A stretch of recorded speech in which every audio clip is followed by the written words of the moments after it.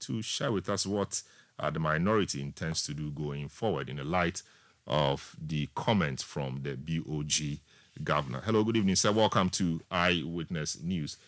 This comment by the Bank of Ghana obviously has ruffled the minority and all supporters of the protest in a manner that you found it very difficult to appreciate. What is the minority's official position on all that has been happening in respect of the comments by the governor? Hi, good evening, Salom. Good evening to all the listeners of Citi FM. First of all, the very condemnable statements by the governor of the central bank is a reflection of the intoxicated levels of arrogance which we are seeing with officials of the current regime. They have absolutely no respect for the Ghanaian people. They have no regard for us. And it reflects in how they conduct themselves in public office.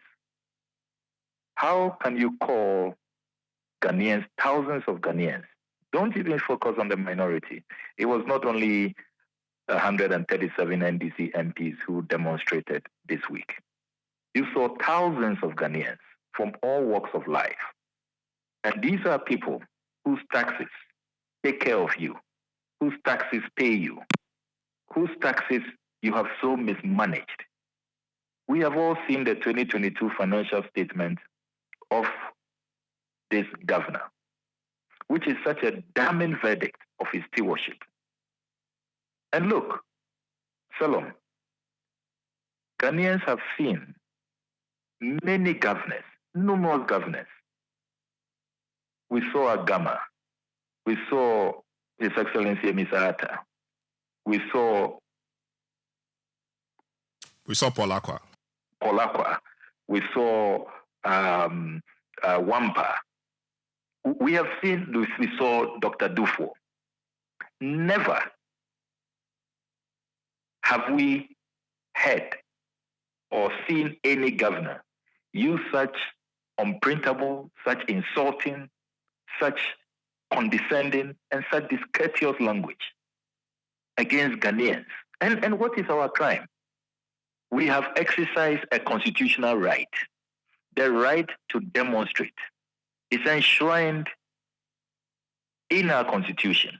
It is a guaranteed right. And everybody has applauded these demonstrators that they were so peaceful.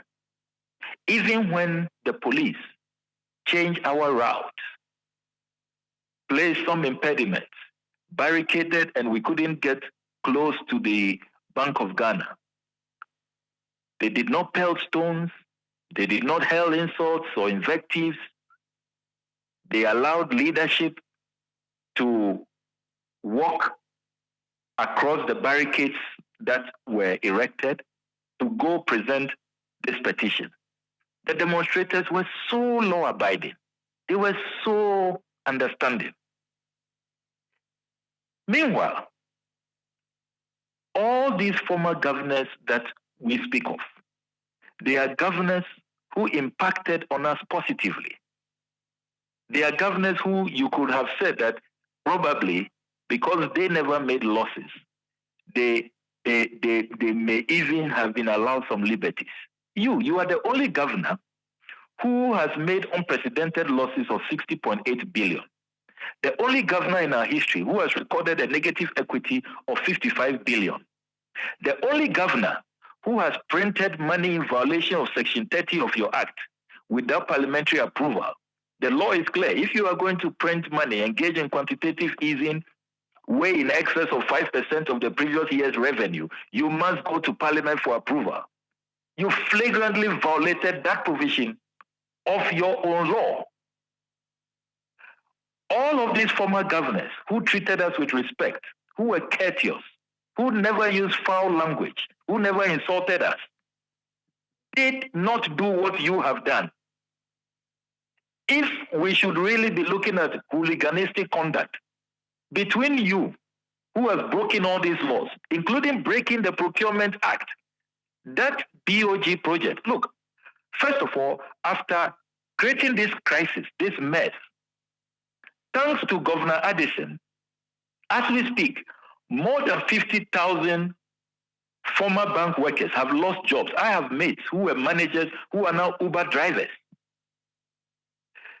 You have collapsed banks and financial institutions in excess of 400. You were advised that going for the nuclear option was not the best, that you could just look at weeding out the bad directors, even prosecuting them when you have to, and then saving these institutions with just a little injection. We will not have even had to spend 10% of the over 20 billion that you spend to collapse these institutions. All you do is appoint your people on the boards and make sure that there is proper oversight. And then we resuscitate these institutions. You refuse to take good counsel. So you have destroyed so many livelihoods. Thanks to your illegal printing of money in excess of 77 billion, you created inflation. Historic hyperinflation of over 54%. You have destroyed livelihoods, destroyed jobs. People have died, committed suicide, businesses have collapsed under your watch. In the midst of all of this crisis, you say that you want a befitting office. All your predecessors, who never insulted us, they didn't know how a luxurious office should look like. So you are now building, and if you add the cost of land, which is another scandal on its own, the choice, the location, another scandal on its own, and I've put out documents to that effect. You started this project at $81 million. That is the approval you received from the PPA. That office project is now around $300 million if you add the cost of land. Who does that? In the midst of the biggest crisis, colossal losses, you are building an office. You haven't even suspended it. We have seen wealthy nations who have run into economic difficulty and they have suspended prestige projects that can wait, fanciful projects that can wait. Take Australia. Australia has backed out of hosting the Commonwealth Games. Their Prime Minister addressed the nation, the international community, and said that, look, we are in economic difficulties. Our young people can't find jobs. Our hospitals are understaffed. We cannot spend hundreds of millions of dollars for an 11-day competition, after which our financial situation gets worse. So we are backing out. We will not host the Commonwealth Games. Take the United States of America, a much wealthier nation. They had ordered 2 presidential jets. You know, Air Force One is a 2-aircraft fleet. Before COVID, when COVID struck, their leaders deferred the order by 5 years. They said they cannot believe that they will be seen ordering jets for their comfort when they have run into economic difficulties. You come to Ghana, this governor, he started this project. Don't believe the falsehood that he has started this project long before our economic crisis. It's not true. They secured the land on the 12th of October, 2020. I have put out the EI. I have board resolutions. I have when the contract was awarded. They started this project 2020 during COVID.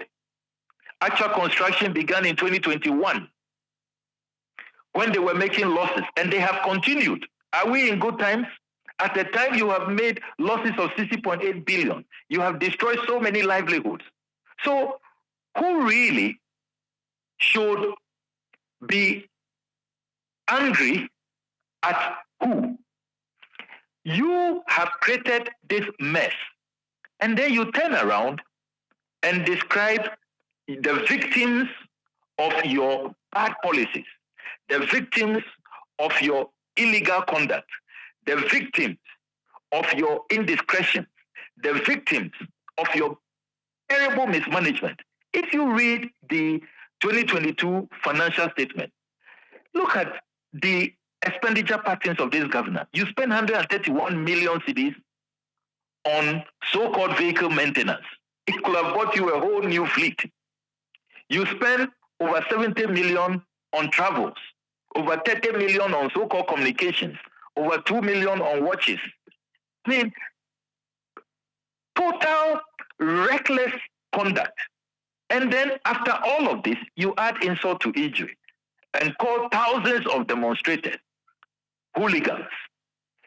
And you see, the question I ask this governor, Salom, is that does this governor really know his boss, the man who appointed him? Does he know his rise to fame? What Nana Akufo-Addo did, His Excellency did, that got him acclaim? Does he know? His Excellency Nana Addo Dankwa Akufo-Addo, as opposition MP during the Rawlings era, what endeared him to many is the courage to demonstrate. He led many street protests.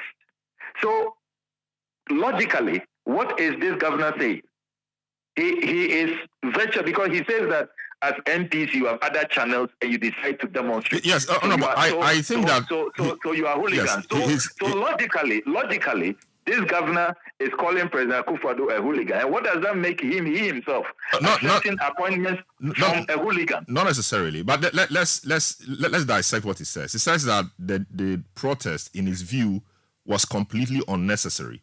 It's obvious, it's perfectly within his right to say so, whether he finds it necessary or not. I mean, he thinks that the protest was not necessary based on everything that he's told Ghanaians, based on the circumstances surrounding the losses we complain about, etc. So it's within his right to say that the protest, in his view, was unnecessary. No? He did not end the salon. Yes, we're just looking at we're looking at the statements. So he fed that, so he could say that in his view it was completely unnecessary. Number two, he also said that there were many channels, open to the minority to ventilate their views or their grievances, and that is also true. And he didn't feel that demonstrations necessarily should be the way to go, and he likened demonstrations, in the manner that was carried out as those done by hooligans. I'm sure that is where the meat of the issue is. Taking offense because he has likened your demonstration or you being on your street to hooligans being on the street. That really is where I'm sure your issue is. So, Salom, his entire statement is grossly unacceptable. And such statements should not be coming from public officials. Look, the governor must recognize that citizens have a right to choose which option they will exercise. Once those options are lawful, they are democratic, they are constitutional. It is not for our servants, people we pay, to look at us in the face and insult us and tell us that a democratic right we have exercised is unnecessary. Then he should go and amend the constitution. He should create new rights. How dare you? We have all held positions in this country. I recall as Deputy Minister of Education, the many times that student unions would demonstrate. I'll go out to the Ministry of Education courtyard and receive their petitions on behalf of the minister. I never questioned the usefulness of those actions because I know it's their right. And I know that as a student leader myself, previously, I have exercised that right. As NUC's president, I led many demonstrations. So it does not lie in my mouth to tell citizens, look, citizens can decide that they will write a petition, that they will picket, that they will demonstrate, they will do a sit-down strike, they will not do anything at all. It is their right. They decide. You have absolutely no authority to tell citizens that the democratic option they have exercised is unnecessary. I mean, how dare you? Who does Governor Addison think he is? Very well. I mean, you don't use such language as a public official when you know that these are constitutional rights. We have not come to damage the Bank of Ghana. We were not carrying cudgels. We are not wielding weapons. We haven't killed anybody.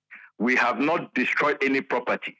It is a democratic right we decided that we want to protest. That in the toolkit, the democratic toolkit, that is what we choose to exercise. How dare you call it unnecessary? I see. And That, that we are hooligans. Many people have described the comments, made by him as having been made out of, character, because he is not known as someone who makes such comments. Will you say that the pressure the minority and other people are mounting on him is getting to him, hence making him frustrated, which is making him make these comments? He is only feeling what pressure if your analysis is anything to go by. How about the victims of his bad policies? As we speak, Ghana for the first time is going through debt restructuring. Never happened. People are taking financial haircuts. Pensioner bond holders, senior citizens who have worked their life can't have access to their life investments. He has destroyed people's businesses, closed down banks. The analysis is that 50,000 of these workers in banks and financial institutions are out of job. They are jobless. You know some of them. Some are barely surviving. Some are now Uber drivers. Some are sitting at home. How should they feel? Does he think about it? Look, public officials should think about the consequences of their mismanagement and how people are feeling. Look at the state of our economy. Look at the state of this country. Look at the businesses that have folded up, the livelihoods that have been destroyed. And you say that, well, you are under pressure because people are the victims of your terrible governance, your bad policies, your abysmal performance. Those who are just demonstrating peacefully, exercising a constitutional right, they are hooligans. I mean, please, look, this governor cannot have any justification, and nobody should find justification for him. Very well. He must retract and apologize. Very well. And I can assure you, Salom, that we take a very serious view of this matter. We condemn the statements he has made. We are not going to take it lightly. And on behalf of all the people we represent who are already outraged by those comments, we are going to make sure that this governor is removed from that position. He has really convinced us that he's not somebody fit to hold public office. If anybody had any doubt in their mind that Governor Addison is simply unfit to hold that office, he has now cleared all those doubts. Very well. So we're talking about language, and we're talking about inappropriate language descriptions, etc. Some of your colleagues have also described the officer, the director of security, who was only sent to come and receive your petition on behalf of the governor, as a mere watchman, in terms many have described as derogatory. Is that a description you endorse as minority or as Okudzeto Ablakwa? So I am glad that you have raised this matter. When we walked to present the petition, we had made clear right from the outset, even before the demonstration began, that we are targeted at the governor. He is the one who must receive the petition. He or his deputies. We had made that very, very clear, that that's our target. So we were disappointed when it was not the governor or his deputies. And you heard our leader spoke on our behalf, the Honorable Atufos, and said that we will not present the petition if it is not the governor or his two deputies. It's not that we don't respect other officials who work at the central bank. The point is that we had made clear and we sent notice before many, many days. Remember that we complied with the Public Order Act. We sent notice. We made the whole world know that we are going to demonstrate and present a petition to the governor. We're specific. Yes, but Honorable, you've also said that you've conducted or engaged in various demonstrations, etc. you know that it's hardly that the prime target of the demonstration himself walks up to come pick a petition. It never happens, or it hardly happens. Usually, someone is designated to pick the petition on behalf of the target. In this case, the head of security of the Bank of Ghana was designated to do that. And your colleagues have described him as a mere watchman, when indeed he is not. He's a director of security.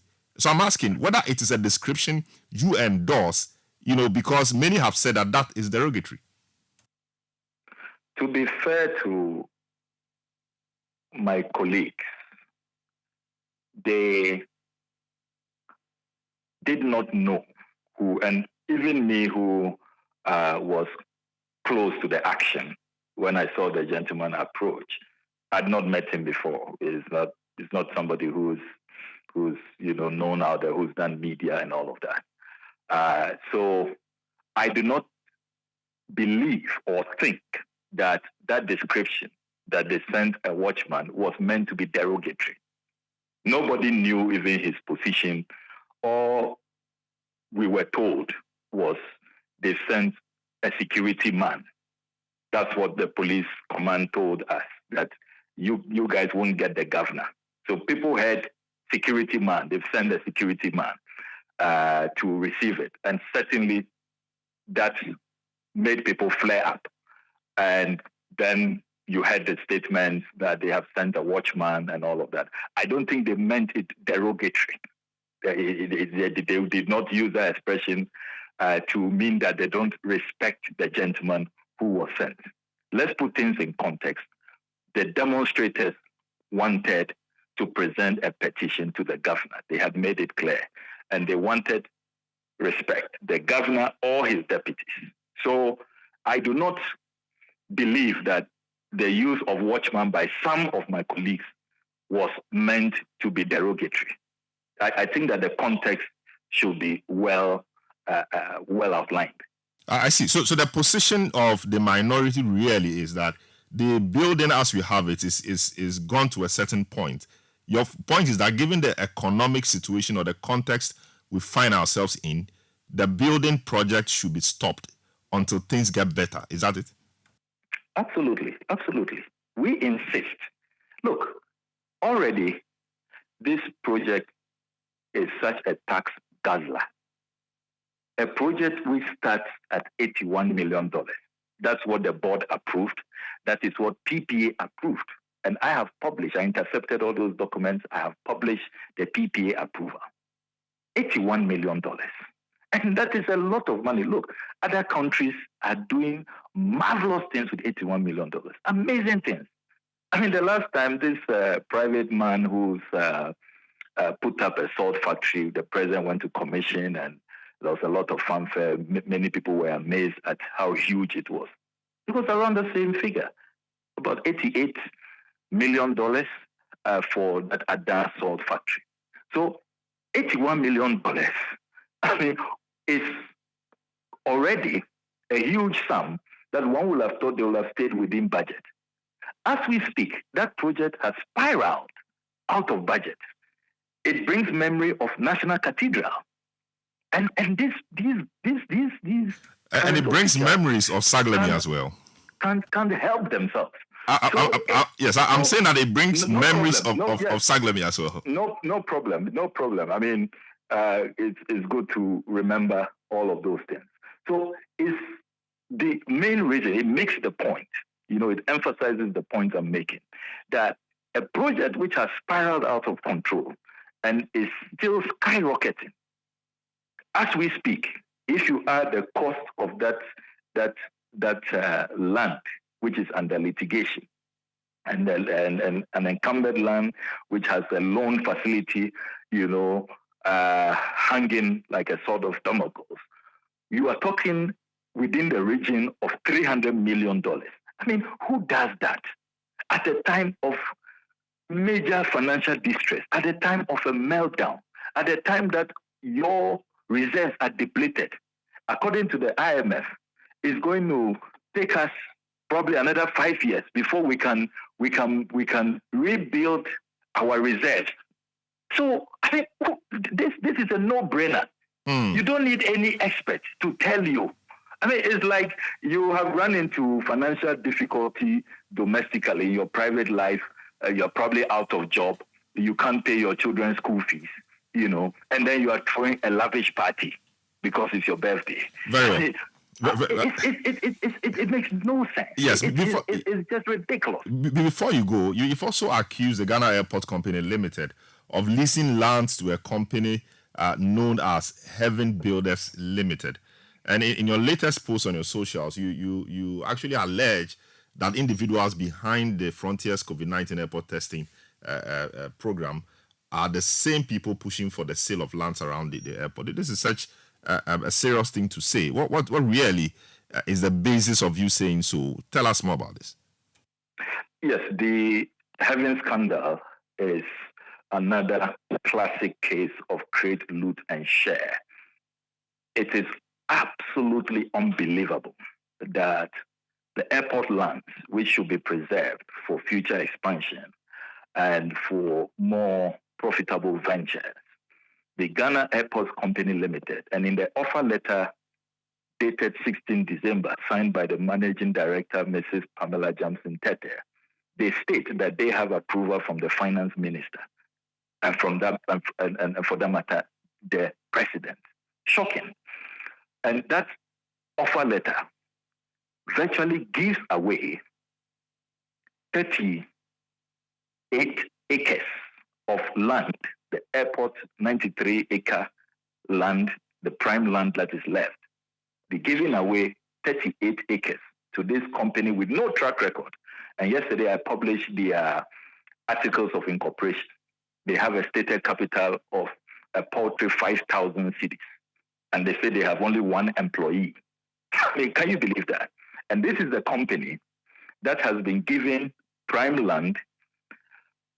And from the offer letter, we are told that the company will raise some $85 million for road construction and other amenities. And so that is in consideration for the 38 acres.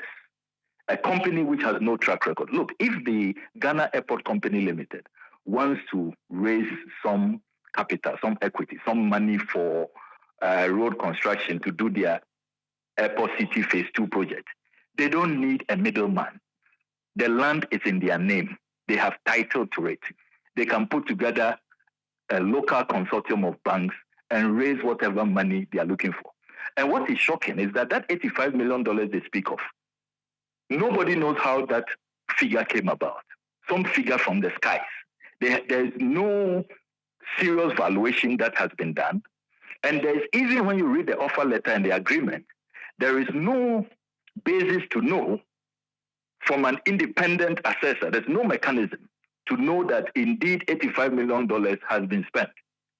And what makes this scandal even more nauseating is that Heaven Builders have written a counter offer where they say that the 38 acres is not enough. They want 62 acres. Yesterday, I published independent analysis that have been done by two institutions, the Ghana Institution of Surveyors and a private firm known as Brightwater Investment Property Limited. All of them conclude that this deal is such a bad deal, that it is a ripoff. They say that even if Heaven Builders can truly raise that $85 million, all they deserve is nothing more than 40 acres if you look at current happenings on the real estate market. So for them to be demanding 62 acres is a total ripoff. So this whole deal is another classic create, loot, and share. And I have been able to discover, because of course, insiders who continue to work with me and give me information, it is the same promoters, the people who promoted Frontiers, who were behind Frontiers, who fronted for Frontiers. And I'm sure that's why they named that company Frontiers, because it was just a front, really. They are the same guys who are behind these Heaven Builders. And when you analyze the articles of incorporation of both companies, you see clear similarities. You see the same witness, same addresses, and you don't have to be even forensic experts to see the fact that, look, what insiders are saying, that this is the same guys who came to loot us during COVID in the name of COVID-19 airport testing are the same guys who now want to loot our lands. And they are doing all of this, Salom. The sad part is that they are doing all of this on our blind side without parliamentary approval. They've never discussed this with Parliament. It's never come up. They don't have any parliamentary approval whatsoever. And if I had not intercepted these documents, all of these lands will be gone on our blind side. Is that how we govern? Is that good governance? So now that we're doing that, would there have been any lands left? Yes. So now that you've intercepted the documents and all the information you have, of course, we'll be following to know what's happening. What immediate steps are you going to take to ensure that this matter is dealt with in a manner that is satisfactory and that is in accord with the law? So, corruption does not like sunshine. It doesn't like exposure. So that's why we have published. And so that's the first important step. It helps to scuttle the deal. Secondly, we've discussed in Parliament. We've drafted a motion. When the House resumes, we will be demanding a probe. And we are going to summon all these actors, the Transport Minister, the Ghana Airport Management, the board, because we have their minutes and all those who are neck deep in this trade, loot and share. And then we will also invite the Finance Minister because he has also been mentioned in the documents that he granted approval. He is part of this conspiracy. So all the persons involved will be summoned. And our aim is to preserve those 93 acres to make sure that these so-called heaven builders stay away. Look, there's nothing heavenly about this deal. You go through all the terms. Just as the Ghana Institution of Surveyors have said, Bright Water have said, this is a deal. I call it a deal from Satan's hell. There's nothing heavenly about this so-called heaven builders deal. Very well. Thanks so much. We'll be following this space and be speaking to you as and when new matters come up. Thanks so much for speaking to us, the Honorable Samuel Okudzeto Ablakwa.